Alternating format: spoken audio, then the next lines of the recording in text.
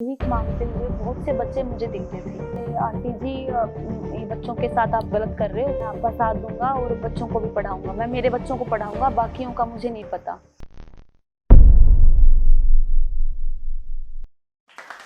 नमस्कार, मैं अनु चीनिया, संस्थापक भीख नहीं किताब दो, पब्लिक वेलफेयर सोसाइटी हिसार। मैं आपको हमारी संस्था और मेरे जीवन से जुड़े कुछ महत्वपूर्ण किस्से हैं जो आप सबके साथ पे साझा करना चाह रही हूँ। बात 2012 की है, जब मैं अपना पॉलिटेक्निक डिप्लोमा कंप्लीट कर रही थी। 2012 मेरा फाइनल ईयर था। तो उस दौरान क्या था कि 3 साल मेरा हिसार में अप डाउन रहता था डेली, 2009 से 12 तक। तो डेली बरवाला चुंगी, बस स्टैंड, जिंदल चौक, मटका चौक, काफ़ी सारी जगह जहाँ जहाँ आवागमन होता था, वहाँ वहाँ भीख मांगते हुए बहुत से बच्चे मुझे दिखते थे। और उन बच्चों को देख के मन में ये आता था कि ये बच्चे भीख मांग रहे हैं और उनकी उम्र होती थी 6-7 साल, 8 साल, 10 साल, 12 साल, 13-14 साल, जो कि उनकी पढ़ाई करने की उम्र थी, जो कि उनकी बचपन को जीने की उम्र थी। और उनको देख के ही लगता था कि उन्होंने अपने परिवार का सारा बोझ अपने सर पे उठाया हुआ है। तो मन में ये सोच विचार काफ़ी समय से चल रहा था। 2012 में डिप्लोमा हुआ। कई बार अपने फ्रेंड सर्कल में बताती थी कि देखना ये बच्चे कैसे सड़कों पे घूम रहे हैं, लोगों से भीख मांगते हैं। बहुत बार बच्चों से बात करने की कोशिश करती थी, लेकिन ये समझ नहीं आ रहा था कि उन बच्चों के लिए किया क्या जाना चाहिए। उनको ऐसा क्या दिया जाए जिससे उनका जीवन संवर जाए, उनका बचपन सड़कों पे यूं नीलाम ना हो, उनको भी जीने की अच्छी राह मिले, रास्ता मिले। तो 2012 में डिप्लोमा होने के बाद 2013 के फर्स्ट में लगभग मुझे हमारे गांव दुर्जनपुर में गवर्नमेंट स्कूल में कंप्यूटर लैब अटेंडेंट की पोस्ट पे जॉब मिली। उस जॉब के दौरान भी मेरे दिमाग में यही चलता रहता था कि वो बच्चे कैसे होंगे, वो भीख मांग रहे होंगे। उन बच्चों के भी मन में आता होगा कि हमारे पास भी, हम भी स्कूल जाएं, हमारे पास भी किताबें हों, हम भी खेले कूदे। लेकिन वो मजबूर हैं, उनका बचपन खराब हो रहा है। तो धीरे धीरे ये विचार जो था उसने दिमाग पे ऐसा कब्जा किया कि इसके अलावा सब कुछ भूल गई एक टाइम में मैं। और उसके बाद में जो हुआ उसी के बारे में मैं आप सबके सामने आई हूँ बताने के लिए कि उस दौरान घर वालों ने शादी करने का भी प्लान किया हुआ था। जॉब भी आगे और अच्छी जॉब के लिए तैयारियां चल रही थी। काफ़ी सारी चीज़ें थी, घर वालों के भी कुछ उम्मीदें थी, कुछ उनके भी सपने थे जो हर किसी के लिए होते हैं। तो मुझे क्या लगा कि जहाँ मैं बच्चों को पढ़ा रही थी, कंप्यूटर क्लास में लेती थी, उस दौरान मुझे ये लगा कि यहाँ पे बच्चों को पढ़ाने के लिए कोई भी आ जाएगा, कोई भी इन बच्चों को आके पढ़ा सकता है, लेकिन वहाँ उन बच्चों के पास कोई नहीं है, तो मुझे वहाँ होना चाहिए। तो मैंने एक कदम उठाया कि मुझे उनसे जाके बात करनी है, उन बच्चों से मिलना है, उनसे बातचीत करनी है, उनके घर वालों को समझाना है। और मुझे लगा कि बड़ा इजी है ये, कि मैं जाऊंगी और उन बच्चों को समझाऊंगी और उनके माता पिता से बात करूंगी, उनको थोड़ा मोटिवेट करूंगी और उनके स्कूल में एडमिशन करवा दूंगी। बस इतना सा काम है। तो जैसे मैं निकली, बड़ा कठिन सा समय रहा। 10 से 15 दिन तो मुझे उन बच्चों के पेरेंट्स से मिलने में लगे, क्योंकि वो बच्चे भी नहीं चाहते थे कि उनके घर पे जाया जाए, उनके माँ बाप से बात की जाए। कुछ बच्चे चाहते थे लेकिन उनके माँ बाप नहीं चाहते थे। तो जो शुरुआत हुई वो बस स्टैंड हिसार से हुई थी। वहाँ पे 5-6 बच्चे थे ऐसे, जो कोई अपने माँ के साथ भीख मांग रहा था, कोई अपने भाई के साथ मांग रहा था। तो उन बच्चों से बातचीत की मैंने कि बेटा कहाँ रहते हो, और थोड़े टाइम बाद वो थोड़ा कंफर्टेबल हुए। उन्होंने शेयर किया कि हम वहाँ रहते हैं, किसी ने बताया मेरी माँ नहीं है, किसी ने बताया बाप नहीं है। फिर उनसे एड्रेस लिया, उनके घर तक गई। तो 15-20 दिन में मैं उनके घर पहुंची और लगातार उनके घर जाती रही। सुबह जब भी मुझे टाइम होता था तो मैं पहुंच जाती थी उनके पास में, उनके माँ बाप से मिलने के लिए। तो कभी उनकी माँ मिलती थी, कभी बाप मिलता था, दोनों का साथ में, बच्चों के साथ में मिलना कभी नहीं हुआ। फिर एक दिन सुबह सुबह मैं अपने भाई को लेकर के और 6:30 बजे निकली। उन बच्चों का जो डेरा था या जो झोपड़ी थी वो राजीव नगर में थी, जीडी जिसको बोलते हैं, हमारे गांव दुर्जनपुर के बिल्कुल पास में ही है वो। तो वहाँ उन बच्चों को देखा मैंने, उनसे बात की तो उन्होंने कहा कि घर पे ही है मेरी माँ। उनकी माता जी रोटियां बना रही थी और वो हिसार जाने की तैयारी में थे। वो मांगने जाते थे, सुबह अपना खाने पीने का ले जाते थे साथ में। तो वो अपने 5 बच्चों को साथ लेके बच्चों के साथ में भीख मांगती थी बस स्टैंड पे और नागुरी गेट, राजगुरु मार्केट। तो मैंने उनसे बात की कि ऐसे ऐसे आंटी जी, ये बच्चों के साथ आप गलत कर रहे हो, खुद के साथ भी गलत कर रहे हो, और आप से मेरी रिक्वेस्ट है कि आप अपने बच्चों को पढ़ाओ। तो उसने एक बार तो मेरी बात सुनी, उसके बाद बोली कि बहुत आते हैं हमारे पास ऐसे ये कहने वाले, कैसे पढ़ाऊँ मैं, मेरे पास कुछ भी नहीं है इनको पढ़ाने के लिए। तो उनको काफ़ी समझाया कि इनको कॉपी किताब, स्कूल में दाखिला, वो सब मैं करवाऊंगी, आप बस मन बनाओ कि इनको पढ़ाना है। तो उन्होंने जैसे टाल दी वो बात, उन्होंने ज़्यादा सीरियस नहीं लिया उस बात को। उसके बाद वो चले गए, मैं भी आ गई वापस। फिर अगले दिन गई, फिर ऐसे करते करते पूरा 1 सप्ताह मैं उनके घर गई सुबह सुबह उसी टाइम। तो लास्ट जब जिस डे उन्होंने मानी वो बात, मैं उनके पास बैठ गई और उनके पैर पे ऐसे हाथ रख के मैंने उनको बोला कि आप ने अपनी ज़िंदगी जी ली, और क्या आप भी यही चाहते हो कि आपके बच्चे भी ऐसे ही वीरान हो, कभी कहीं भटके कभी कहीं जाएं।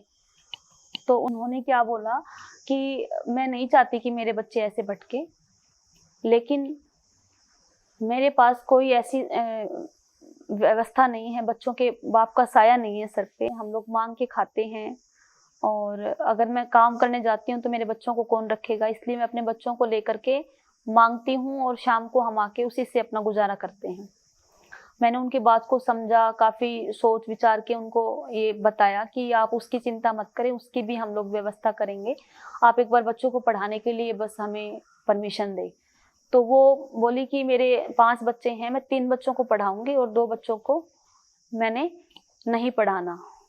तो ठीक है, कोई ऐसी बात नहीं, मत पढ़ाओ। लेकिन जो 3 बच्चों के लिए मानी है, उसमें मुझे बड़ी खुशी हुई कि कहीं ना कहीं जो प्रयास था वो एक कदम आगे बढ़ा है, उसमें थोड़ी सफलता मिली है। तो उन 3 बच्चों के को स्कूल लेके गई, वहीं प्राइमरी स्कूल में राजीव नगर में ही। स्कूल का जो स्टाफ था बहुत कोऑपरेटिव था, उन्होंने आधार कार्ड बनवाने में, बच्चों के डॉक्यूमेंट्स बनवाने में काफ़ी मदद की। तो उसके बाद में क्या हुआ कि जो 2 बच्चे और थे उनके, वो भी पढ़ना चाहते थे, लेकिन उनकी प्रॉब्लम ये थी कि वो अपनी माँ का भी साथ नहीं छोड़ना चाहते थे। थोड़े बड़े थे, 13-14 साल के बच्चे थे। फिर उस जो आंटी थी उनसे मैंने रिक्वेस्ट की कि आप यहीं आसपास कोई काम देखो, उसमें मैं भी आपकी हेल्प करूँगी, मैं भी ढूंढूंगी आपके लिए कोई काम, और अपने 5 बच्चों को पढ़ाओ आप।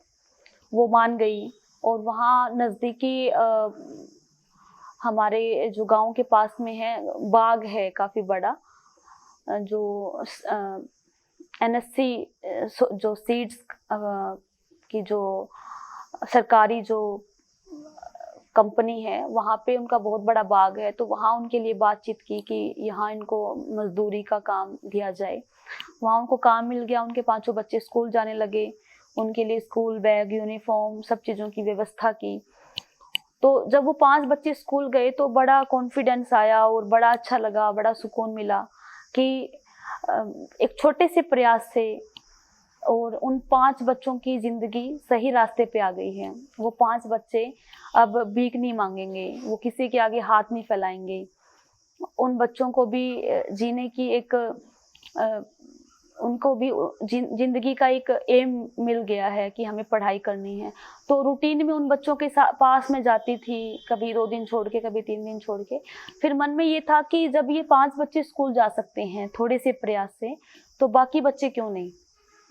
और भी सैकड़ों हजारों बच्चे सड़कों पे भीख मांग रहे हैं, तो उन बच्चों के लिए भी कुछ करना है। तो बस इसी जो विचार ने, इसी सोच ने एक कदम और आगे बढ़ाने के लिए प्रेरित किया। और परमात्मा की ऐसी कृपा हुई कि उसमें काफ़ी सारी चीज़ों को फेस करना पड़ा, लेकिन इतना आशीर्वाद था परमात्मा का कि ज़्यादा परेशानियों का सामना उस टाइम नहीं करना पड़ा था, क्योंकि परिवार ने सपोर्ट किया। मतलब काफ़ी सारी चीज़ें तो हुई, काफ़ी सारी परेशानियां हुई, लेकिन सपोर्ट भी था। उसके बाद मैं सूर्यनगर झुग्गियों में पहुंची, जहां बस स्टैंड पे सूर्यनगर के लगभग 20 से 30 बच्चे bus stand, railway station, Rajguru market, मटका चौक, पीएलए, जिंदल चौक, यहाँ पे लगभग वहीं के मैक्सिमम बच्चे भीख मांगते थे। तो वहाँ पहुंची तो वहाँ मुझे फर्स्ट डे जो है, एक गुलशन नाम का बच्चा है और एक रोहन, और गुलशन के पापा का नाम है पप्पू अंकल। तो ये लोग मुझे मिले और पप्पू अंकल ने बड़ा प्यार से मुझे कहा कि मैंने उनको बताया कि अंकल जी ऐसे ऐसे बच्चों को पढ़ाना है और आप मेरी मदद करोगे, आप अपने बच्चों को पढ़ाओगे।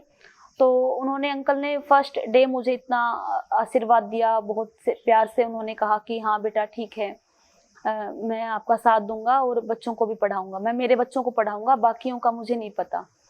तो अच्छा लगा कि इतना अच्छा रिस्पॉन्स मिला है। फर्स्ट डे हमने 3-4 बच्चों ने स्टार्ट किया कि यहाँ पे हम लोग पढ़ेंगे। एक वहाँ पे पेड़ था सूर्यनगर में ही, फाटक के पास, उस पेड़ के नीचे मैंने उनको बोला कि यहाँ सफाई करते हैं और यहाँ पढ़ाई शुरू करेंगे। तो शुरुआत वहाँ पे 3 से 4 बच्चों की क्लास की हुई। उसके बाद हर 200 के लगभग झुग्गियाँ थी वहाँ दोनों साइड में। उन मतलब सप्ताह लग गया मुझे हर एक के घर जाने में, और हर किसी के घर जाके मैं बोलती थी कि आप अपने बच्चों को भीख मांगने मत भेजिए, आप इन बच्चों को पढ़ाइए और इनकी ज़िंदगी यूँ ख़राब मत कीजिए। तो काफ़ी समझाने के बाद वहाँ पे लगभग 6-7 बच्चे इकट्ठा हुए। सप्ताह 10 दिन लगे मुझे, लेकिन मैक्सिमम जो फैमिलीज थे उनका ये रहता था कि हमारा बच्चा सुबह जाता है भीख मांगने के लिए और शाम को जब वो आता है तो 400-500 रुपये, 200-400 रुपये कमा के लेके आता है।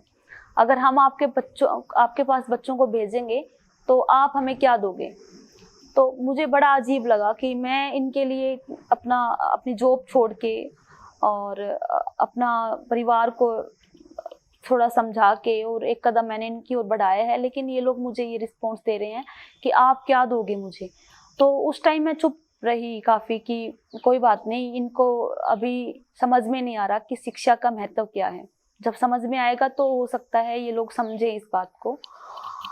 फिर काफ़ी दिनों बाद ये था, हमने पूरा 1 महीना लग गया इस चीज़ को उनको समझाने में, मनाने में। कोई लड़ाई करते थे, कोई झगड़ा करते थे, कोई गाली भी देते थे। कोई सुबह-सुबह मैं जब जाती थी तो उल्टी-सीधी बातें भी बोलते थे। लेकिन मन में था कि इसमें इन लोगों की कोई गलती नहीं है, इनको ऐसा माहौल मिला है, इन बच्चों को ऐसा माहौल मिला है इसलिए ये ऐसे हैं, और हमारे समाज का हिस्सा है जो कटा हुआ है हमसे, और हमें इसको वापस समाज में जोड़ना है। तो मन में ये बातें थी। और 15-20 दिन, 1 महीने के बाद हमारे पास 20 के लगभग बच्चे हो गए वहाँ पे, और काफ़ी सारे लोग जो वहाँ आते जाते थे वो हमें पढ़ाते देखते थे कि यहाँ पे कोई पढ़ा रहा है और बच्चे ऐसे ऐसे इकट्ठा हो रखे हैं। तो उस दौरान किसी न्यूज़पेपर में ये छपा आर्टिकल कि ऐसे ऐसे एक लड़की पढ़ा रही है झुग्गियों में, और काफ़ी लोग उस आर्टिकल के बाद में इस अभियान से जुड़ गए, और इस अभियान को हमने नाम दिया भीख नहीं किताब दो। जो जुड़े थे उनमें से मेन अभी हमारे साथ ही हैं सुरेश पुनिया जी, जो संस्था के सचिव हैं। तो हमने इस अभियान को थोड़ा और आगे बढ़ाने का हमने सोचा कि अभी 20-30 बच्चे हैं और इन बच्चों की संख्या को और बढ़ाया जाए, क्योंकि वहाँ पे लगभग 80-90 बच्चे थे। फिर दोबारा हम लोग घर घर गए, 3-4 लोग और जुड़ गए साथ में, और काफ़ी सारे लोग ऐसे जुड़ गए जो वहाँ से अब डेली का आना जाना जिनका था। कोई बच्चों को फ्रूट्स दे के जाता था, कोई पेंसिल, कोई शार्पनर, कोई नोटबुक, कोई अदर स्टेशनरी। तो उसमें ये था कि हमें भी मोटिवेशन मिलता था, पॉजिटिविटी आती थी कि लोग कोऑपरेट कर रहे हैं, और बच्चों को भी खुशी होती थी कि बच्चों को कुछ खाने को मिल रहा है, साथ में पढ़ाई भी हो रही है।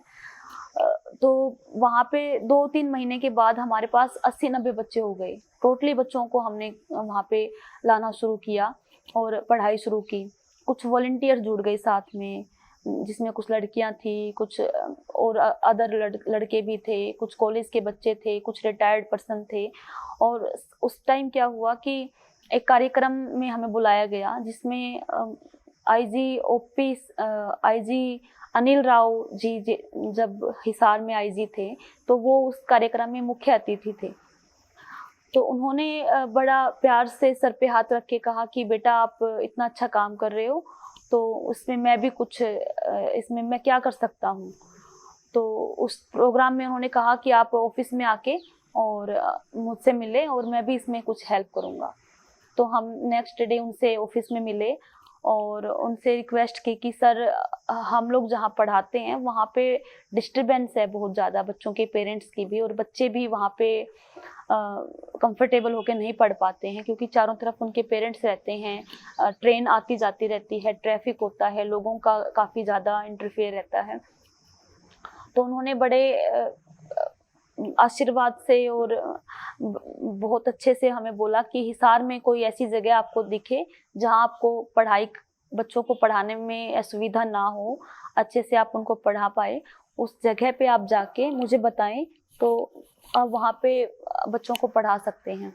तो हमने हिसार में टाउन पार्क के पास शहीदी स्मारक है, उस जगह को हमने सिलेक्ट किया। हाँ, उनकी क्लासेज को डिवाइड किया, 20-30 बच्चों का अलग ग्रुप बनाया, 30 बच्चों का अलग बनाया, क्लास के हिसाब से, एज के हिसाब से, और उनको स्कूलेबल बनाया हमने बच्चों को। एक ग्रुप को हम 3 से 6 महीने का टाइम देते थे, 50-50 बच्चों के ग्रुप बने फिर। और 2015-16 में हिसार में सर्वे किया, पूरे हिसार में, जहाँ पे हमने हर झुग्गी झोपड़ी में गए। शहर के 17-18 जगहों पे, अलग अलग जगहों पे झुग्गी बस्ती है, वहाँ हम लोग गए और हर परिवार से मिले, हर बच्चे से मिले, उनसे समस्याओं को जाना, बच्चों को न पढ़ने का कारण जाना, कौन बच्चा क्या कर रहा है, किस जगह पे भीख मांगता है, कहाँ काम करता है, अगर वो शिक्षा नहीं ग्रहण कर रहा तो वो क्या कर रहा है। तो इस तरीके का एक सर्वे हमने, बहुत बड़ा सर्वे, हमने 1 साल लग गया था उस सर्वे में। तो उस सर्वे को हमने 1 साल में पूरा किया और जिसमें निकल के आया कि हिसार शहर में 1000 से ज़्यादा ऐसे बच्चे हैं झुग्गी झोपड़ी में जो रहते हैं, जो शिक्षा से वंचित हैं। और उसी टाइम हमने ये टारगेट लिया, ये डिसीजन लिया कि हमें हर एक बच्चे को शिक्षित करना है, हर एक बच्चे के हाथ में किताब थमानी है, हर बच्चे का स्कूल में दाखिला करवाना है जो शिक्षा से वंचित है। और 2016 और 17 में पूरे शहर में जितने भी झुग्गियाँ थी, उनके नज़दीकी जो गवर्नमेंट स्कूल थे, वहाँ उन बच्चों के दाखिले करवाए गए। बच्चों को के जो भी डॉक्यूमेंट्स की कमी रहती थी, वो हम संस्था के मेंबर्स, हम लोग बनवाते थे बच्चों के लिए। और उसी दौरान हमें काफ़ी लोगों ने मिल के हमने एक छोटी सी वैन हमने ली, जो बच्चों को स्कूल से लाने के लिए, ले जाने के लिए हम यूज़ करते थे। बच्चों के साथ हर कार्यक्रम हम सेलिब्रेट करते थे, हर फेस्टिवल, हर जयंती, बच्चों का बर्थडे, और भी छोटी मोटी एक्टिविटी हम बच्चों के साथ करते थे। 2015 से लेके और अभी 2021 तक बच्चों के साथ में हर त्योहार हम मनाते हैं, हर महापुरुष की जयंती हम मनाते हैं। समर और विंटर के कैंप हम बच्चों के लिए ऑर्गेनाइज करते हैं, जिसमें बच्चों को पढ़ाई के साथ साथ अदर एक्टिविटी में भी आगे लेके आते हैं। सिंगिंग, डांसिंग और जो भी कंपटीशन बच्चों के रहते हैं, जैसे ड्राइंग कंपटीशन करवाया, गेम्स में, काफ़ी सारी चीज़ों में बच्चों को हम लोग विंटर कैंप होता है, समर कैंप होता है, उस दौरान उन बच्चों को ट्रेनिंग देते हैं। तो 2017 में हमने हमारा एक सर्वे हुआ था, एक रिसर्च हमने बच्चों पे की थी कि जो बच्चा घर के उस माहौल में रह रहा है, वो बच्चा बहुत ज़्यादा अच्छा नहीं कर पा रहा है, क्योंकि उसको सुबह शाम जब बच्चे 6 से 7 घंटे स्कूल में होते हैं, बाकी टाइम अपने पेरेंट्स के पास ही होते हैं, तो वो बच्चा के मन में कहीं ना कहीं उस चीज़ का प्रभाव रहता है कि मैं तो झुग्गी में रहता हूँ, मेरे माँ बाप ऐसे काम करते हैं, तो वो एक दिमाग में वो बातें चलती रहती हैं। तो हमने एक रिसर्च भी किया था और बच्चों से बातचीत भी की थी कि वो अपने घर से अलग रह के और अच्छा कर सकते हैं। तो तलवंडी राना के जो सरपंच हैं, जो सरपंच के बड़े भाई हैं ओपी कोहली जी, और एक वकील अंकल जी हैं लाल बहादुर खोवाल जी, गुलशन अंकल जी, काफ़ी सारे लोग जो हमारे साथ जुड़े हुए थे, उन लोगों का सबके साथ में हमने बैठक की और बातचीत की। हमें बच्चों के लिए ऐसे ऐसे एक जगह हमें चाहिए बच्चों के लिए, जहाँ बच्चों को रख के सभी सुविधाएं दें और बच्चों को और आगे बढ़ाएं। तो 2017 के लास्ट में हमने ये डिसाइड किया कि इन बच्चों में से जो बहुत टैलेंटेड बच्चे हैं और बहुत नीडी बच्चे हैं, उन बच्चों के लिए हम एक छात्रावास का निर्माण करें। तो उसी दौरान जो तलवंडी राना के सरपंच थे वो हमारे साथ जुड़े हुए थे, तो उन्होंने अपने गांव में गुज्जर धर्मशाला के बारे में हमें बताया कि वहाँ पे ऐसे ऐसे आप बच्चों को रख सकते हो और वहाँ सभी चीज़ों की सुविधाएं हैं। तो पूरी एक टीम हमारे पास थी, बहुत सारे लोग जुड़े हुए थे साथ में, प्रशासन का बहुत सहयोग था। तो लगभग हमारे पास 540 के लगभग ऐसे बच्चे थे जिनको हमने स्कूल में एडमिशन करवाया, और उनमें से मैक्सिमम बच्चे भीख मांगते थे, कबाड़ चुगते थे, घरों में काम करते थे, कोठियों में काम करते थे, दुकानों पे काम करते थे, मजदूरी करते थे। तो उन्हीं बच्चों में से हमने शुरुआत में 11 बच्चों को सिलेक्ट किया छात्रावास के लिए, जिन बच्चों में कोई खेल में अच्छा था, कोई पढ़ाई में अच्छा था, कोई सिंगिंग में, कोई डांसिंग में, कोई ड्राइंग, काफ़ी सारी चीज़ों में जो बच्चे प्रतिभावान बच्चे थे और जो परिवार से भी बहुत ज़रूरतमंद थे। तो उन बच्चों के लिए हमने छात्रावास बनाया और उन बच्चों को एक रिटन कंपटीशन हमने रखा। 50 बच्चों का प्रतियोगिता हुई थी, उनमें से 11 बच्चों को, जो टॉप थे 11, सुपर 11 हमने रखा। तो उन बच्चों के लिए हमने छात्रावास, उन बच्चों को हम लोग छात्रावास लेके आए और 2018 में छात्रावास की शुरुआत की, और बच्चों को खाने पीने, रहने, स्कूल, अदर एक्टिविटीज़, बहुत सारी चीज़ों के लिए बच्चों को सभी सुविधाएं हम लोगों ने यहाँ पे दी छात्रावास में। और 2018 से लेके अब तक, अभी कोविड की वजह से बच्चे यहाँ नहीं हैं, अब तक वो बच्चे 11 से 15 संख्या हो चुकी है अभी बच्चों की, और काफ़ी सारी जगहों से, अलग अलग जगह से बच्चे हमने लिए हुए हैं। वो बच्चे जो स्कूल जाने से कतराते थे, उनमें से काफ़ी 6 से 7 बच्चे, 15 में से 6 से 7 बच्चे स्कूल में अपनी अपनी क्लास के मॉनिटर हैं। टोटली बच्चे गेम्स में हैं, कबड्डी के अच्छे खिलाड़ी हैं, स्कूल में टॉपर हैं, और सभी बच्चों के अपने अपने जीवन के उद्देश्य हैं, उन्होंने क्या बनना है आगे भविष्य में। और अंत में मैं आप सभी से एक छोटा सा आग्रह करना चाहूँगी। अंत में मैं अनु चिनिया आप सभी से एक छोटा सा निवेदन करना चाहूँगी कि कभी भी कहीं भी कोई बच्चा आपको भीख मांगता हुआ दिखे तो अनदेखा न करें।